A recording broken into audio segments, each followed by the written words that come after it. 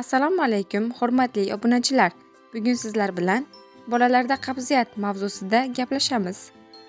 Qabziyat bolaning ich kelishi qiyinlashishi, kam kelishi yoki najasning qattiqlashib qolishidir. Bolalarda juda ko'p uchraydi va ko'pincha ovqatlanish hamda hayot tarziga bog'liq bo'ladi.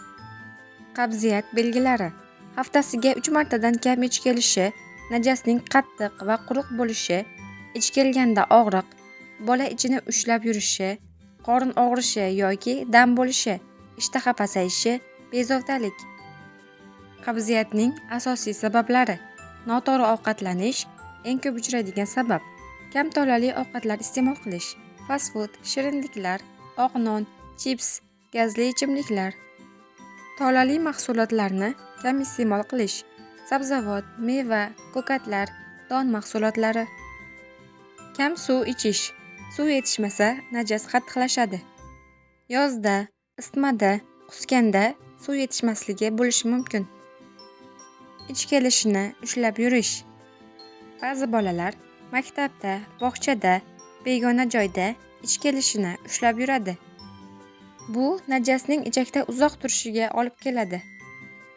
Ba'zi dorilar qabziyat paydo qiladi. Temir preparatlari, antibiotiklar, allergiya dorilarining ayrimlari bo'lishi mumkin. Chaqaloqlarda qo'shimcha ovqatni noto'g'ri boshlash. Aralashma noto'g'ri tanlansa, qo'shimcha ovqat erta yoki noto'g'ri berilsa, qabziyat bo'lishi mumkin. Kam harakat qilish.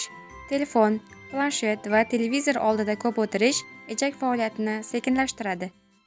Jismoniy faollik ichak harakatini yaxshilaydi. Psixologik sabablar. Stress ham qabziyatga olib keladi. Masalan, bog'chaga yangi borish, qo'rquv, oilaviy muammo, uyat hissi bo'lishi mumkin. Ba'zan qabziyat jiddiy kasallik belgisi bo'lishi mumkin. Masalan, tug'ma ichak nuqsonlari, girish-burun kasalligi, qalqonsimon bez faoliyati pasayishi, nevrologik kasalliklar. Qachon shifokorga murojaat qilish kerak? Quyidagi holatlarda albatta pediatr ko'rigi kerak. Qabziyat uzoq davom etsa, najasda qon bo'lsa, bola vazn olmasa, kuchli qorin og'riq bo'lsa, qusish qo'shilsa, chaqaloq tug'ilgandan keyin ichi kech kelgan bo'lsa.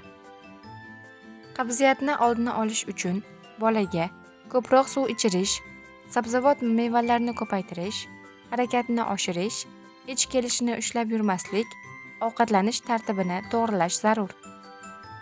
Video foydali bo'lgan bo'lsa, like bosishni unutmang.